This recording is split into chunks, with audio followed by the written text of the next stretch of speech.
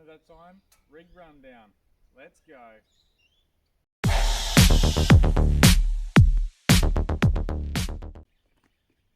G'day guys, just thought I'd let you know there are some unfinished projects on this car. So if you do see something that just looks unfinished, that would be the case. For example, the pantry, still haven't done it, but I'll get to that. Okay, now let's start at the front. The most important part, bull bar. She's strong. Copped way too many hits on this passenger side, so it's starting to show its damage, should we say. It's sagged a bit. So this is actually getting a makeover in the new year. Don't know when, but I do have a new bar to go on this. So saying goodbye to this old girl. Works well, but it just looks a bit saggy. So yeah, we'll get to that one in the new year. So keen for that. GME aerial. These are robust as. I do get a little bit of wobble in it, but that's a passenger issue. Road holders, yes, they are illegal, I know that, but with this car and my previous car, the Colorado, I've had these on for about 3 years in total, never been picked up. Been put over RBTs, been pulled over for other things, never heard a word about them. But yeah, just don't risk it, in my opinion. You do get pinged, and then being a full drive, you get pinged for other stuff while they're at it. Anyway, we've got some Osram Kings blue rings. I've had these for ages, again on the previous car as well. They work well, so I don't see myself getting new ones anytime soon. I did have to fix the wiring because it pinched, but that was on the bull bar, so that wasn't a King's issue. I've also, to match these, got two 20-inch light bars underneath the rack there. They do complement them, like the spotlights. They come either side of these. They don't go obviously as far, but it does fill in the empty gaps. I did want to put two 7-inches here because I did have on the Colorado two 7s on the bull bar here. Yes, it looked a bit dicky, but I was going to put them there, but we're having that winch cut out, doesn't work, so that's also another thing I'm going to put on is a winch. Probably not on this bull bar, but the next. It's a bit more stronger. And that's about it for the front. Okay, so the most important side of the car, the passenger side, mainly because of the paintwork looks better. It doesn't really. The paintwork needs a lot of work on the whole thing, actually. But yeah, excuse that dent. That was my bad. It was actually the car's bad. The tyres gripped really well up a wall, which I didn't expect it to happen, so it went. Anyway, we'll get to that. AirTech snorkel. Quite like this. You can get them on the older Navaras too. I actually quite like the style over the Safari, due to the Safari acts like a claw when it comes to branches. So yeah, branch comes up and just grips it and rips the head off. These are pretty strong. I've hit many branches with it, as well as the bag, as you can probably see. Yeah, held up perfectly fine. A couple of pot rivets in it, holds it in stronger. Awning. I'm not going to set it up now. If you want to, after this video, check out my previous one. I did the upgrade video on the arms. So yeah, if you want to check that out, head on over after this video and suss it out. So side steps. When it comes to rocks, these have saved my seals many a times. I've landed on these hard, especially the driver's side. They're a bit. Oh, this side's actually pretty sturdy. It's the driver's side that's not so much. Not too sure how many bolts are still in them, but they have saved my seals, as you can see, many of times. got them 20 bucks off Marketplace. You can't complain with that. But I will be upgrading to rock sliders in the new year. A lot of things happen in the new year, so this thing is going to look very different. Now, it's probably not the most efficient way of packing, but I've got the tools and all the fluids for the car up in there. That Drake's bag, don't worry about that, it's just my things for another project. And I got my clothes and my fishing tackle box underneath here. Again, probably not the most hygienic things put together, but you get that. What else we got in here? Right next to the inverter, where the inverter's going to go, I've got the battery charger for the Ryobi drill and chainsaw. Thought I'd just get that because I've come close a couple of times to just forgetting to get the battery out of the house and almost leaving without a battery in the drill. So, and with the drill, I use them to screw in my pegs. If I'm near dirt, I try to avoid normal pegs as much as possible. But yeah, false floor. What else we got in here? So what we have here is the power setup. So we got the 170 amp hour kick-ass battery, slim, obviously. Got a little fuse box down here. The wiring would look messy to somebody else, but for what it was, this is tidy. So yeah, got a little voltmeter down there. Power bank up here, so we've got 2 cigarette lighters and an Anderson, so I'll plug my solar panel into this. And yeah, fridge is behind here. I've just made a little grill for access to the back of the fridge if I need to, as well, because I don't want to block this off completely because the fridge won't be able to breathe because it is enclosed in there apart from the back end. So having enough room for it to breathe, make it run efficiently. So yeah, made the little grill up. Apart from that, that's about it. First aid kit. So run around to the back.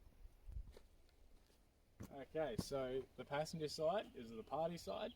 The back end is the business side.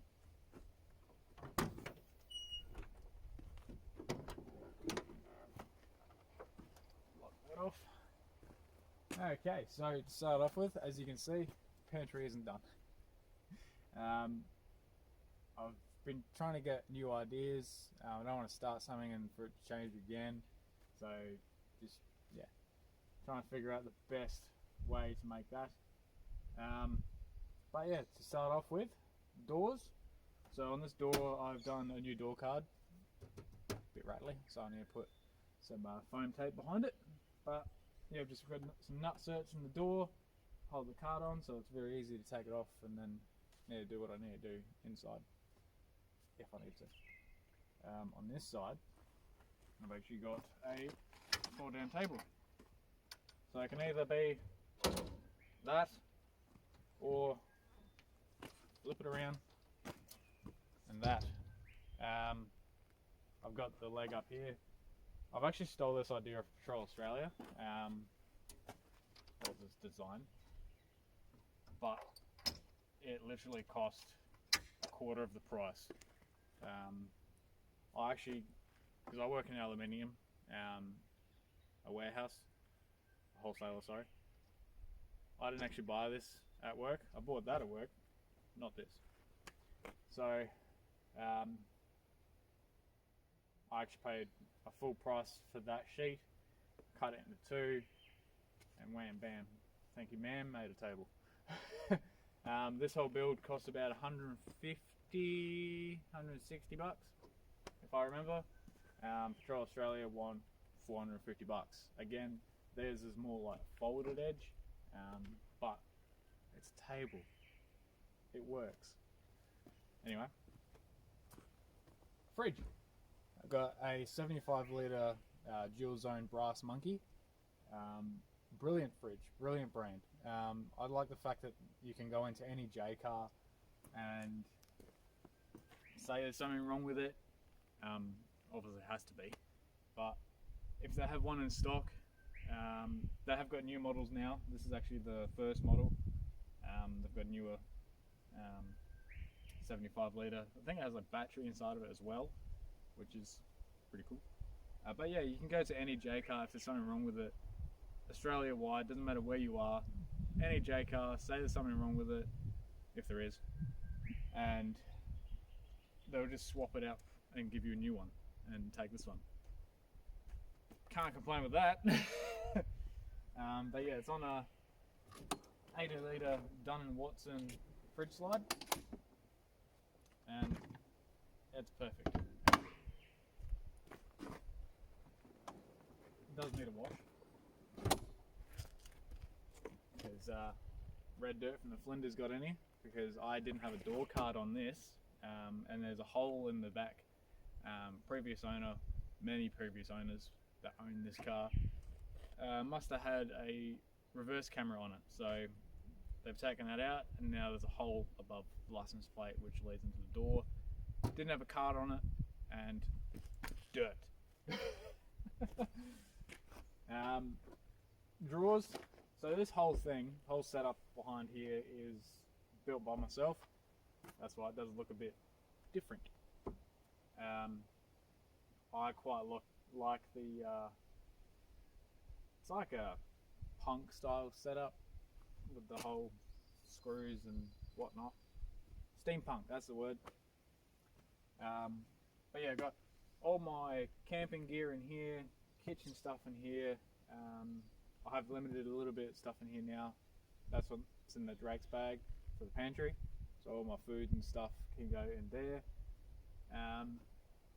Rod holder, I've got all 4 of them in there. They don't rattle. I've got carpet lined in there, also on the end caps, so no rattles. And that's just zip tied to the Kayon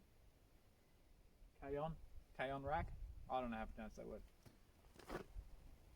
So that's up in there. I've got all the little fiddly stuff up in there. So I've got the folding solar panel, some bags. My tent pegs were up there, but now they're in a bigger bag and they don't fit up there anymore. This is actually completely adjustable.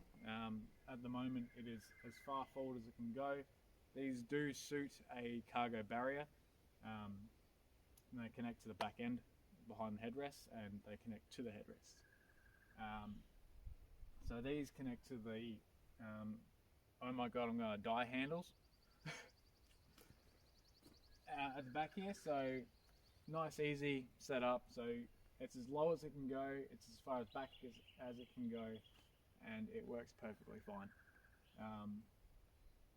I've recommended these to a few people now, and they absolutely love them. It's made out of amazing steel, Australian made too. Thought I'd add that. I think it's 3mm. Might be wrong on that. Doesn't feel like 3mm, but it's sturdy and it holds some serious weight up there. I've got all my camera gear and all that up there as well. Got my little power bank down here, as well as a fire extinguisher. This is one of 2. Obviously with power being here, and then there's one I'll get to there on that side, near the driver's seat, so I can easily reach it from when I'm driving. Okay, so almost there. Passenger side. Now I've forgotten to mention for the past 3 sides this roof rack. So this is an Ocam full length alloy rack. It is very sturdy. The only downside is it's alloy, so it's very soft when it comes to clamping things on. I've actually crimpled that a little bit due to the high lift and shovel mount set up when I had it at the back there. I've since got rid of the high lift jack because I can't use it due to these steps, not rock sliders. Don't have a rear step, which I'm going to add. So a rear bar, I should say. And I can't really trust the bull bar, so there's no point in having one. Kick-ass shower ensuite. This is the best thing I've ever bought. That's a lie. But it's a brilliant bit of kit. It is so easy to set up. It's like an awning really, without a roof, which is a downside. I've seen many brands that have a roof set up on them, so that'll be probably something I should really look into. Kick-Ass, can you put a roof on them please? But apart from those things on the roof, it's not really much to say about this side. But I'll show you inside because there's a little bit more going on in there on this side. Okay, so on the driver's side inside, so in this little drawer here, we've got your little shower thing, which I'm going to upgrade. That's just to wash my car usually, rinse it off. Yeah, all my jacks, tire iron, compressor hose, jumper leads in there. Nice compact, stays in there. Oh, it's actually the one time it stopped while closing it. So yeah, we got the compressor on over here, fire extinguisher down there, which I can easily get to from driver's seat. Yeah, Weber and all that lives there. In here, I'll just pick you up. Just manhandle the camera. In here we have, over there,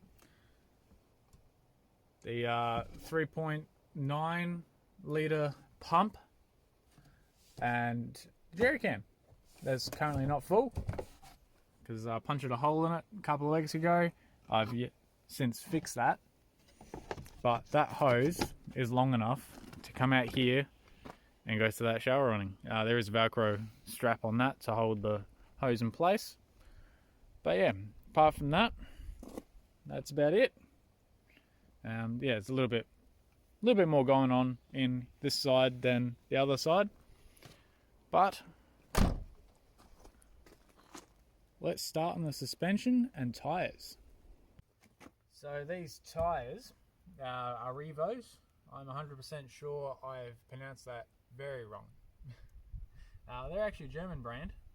I'm very hesitant of how they would last here in Australia, but I am thoroughly impressed because I have done God knows how many Ks. But I bought these in February this year and went to Darwin and back again and all the other trips in between or since, and they still look brand new. They've still got like 10 mil tread, like up to my top of the thing now, still in the middle, and the sides, whatever. They're baby 33 285s. They go perfectly fine size wise. I do hit my diff a couple of times on rocks, which I need to get a diff guard. But hopefully my new tyres, they're going to be kind of an aggressive all-terrain. These are actually mud terrains. They're going to be an aggressive all-terrain 35s, so it'll be giving me a little bit more clearance and not so aggressive on the tyre. Lift, I've got 2-inch lift. Actually no, 3-inch lift, sorry, but it's sagged to 2-inch. The Doubleton springs are known to sag a little bit sometimes if you get the weight wrong of the car, which I think they did get very wrong. I've now got a lot more weight in it now, in the back end especially, so I'll be upgrading my suspension very shortly. It's got Old Man Emu shocks, steering dampener all round. Holy crap, the sun's out. That's nice. It's been very bitterly cold this morning. Let's go under the bonnet. There's many mods in there. Alright, there we go. And as you can probably see by the almighty shininess, that is the first thing you probably saw. So that is the cross-country stock replacement intercooler. I was going to get the big one, but it cost a lot of money. And I didn't really have a budget to suit that. So dealing with that works perfectly fine as it is, don't get me wrong. Especially with this added foam, because my seal actually fell off. I don't know how it did, but whatever. So I didn't seal up properly, so I added that foam and it acts like a big old Dyson vacuum cleaner now. I had many bugs in there the other day. But yeah, she does brilliant up the hills now. Barely moves, the EGT wise. So we've got the boost gauge fitting here. It did snap inside about 6 months ago, but done the electrical tape trick and bodged it up, and it works perfectly fine since. So I'm just going to keep it like that until I figure something out. During the lockdown, I tidied this engine bay up a lot. We had a 7-day lockdown, which I didn't expect to last the full 6 days, because the previous one before that only lasted 2 days out of the 6. So I spent a lot of time in here while I could. So I tidied up the engine bay with the electrical stuff. So there was so many wires over that battery. It was just ridiculous how unsafe it was. So I tidied all that up. And then a couple of weeks later, turbo let go. So turbo, it's a CCT turbo from CCT. Also matched that with the actuator. It's a new actuator, 16 psi set, and that goes straight to the intercooler. That was having, like, the other actuator that was on it was playing silly buggers with the V&T vent on the turbo, so I couldn't actually get it set right for boost. So I've got this set to 16 psi. All I need to do is open up that vane and then tighten it up, and she's all good. A lot of people hate them for some reason, don't know why, but you get that on many things on cars. People don't agree with you, and people do agree with you. So I don't have a problem with it, so I don't have a problem with it. What else was there? 120 amp alternator. I've upgraded that because that pulley decided to, or the bearing inside the pulley decided to let go and started making really expensive noises. So upgraded that as well. Talking about turbo, the 3-inch straight through exhaust. Soon to be upgrading that as well. Same thing, but it's just newer because the current exhaust that's on it it's a Bitzer. It's a Bitzer custom. So it just, nothing really lines up very well, and it keeps snapping the mounts in the bottom of the block. And all the weight is pretty much on the back of the turbo and the back of the rear hanger. And yeah, ProVent catch can.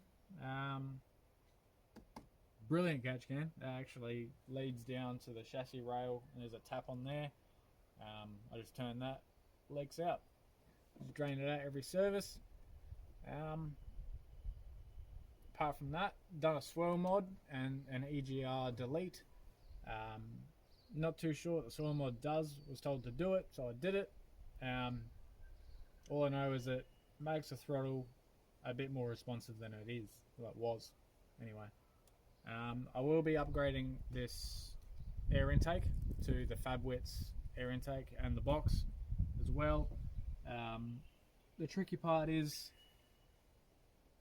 try and get the seal on the snorkel. I've just noticed the seal isn't very good.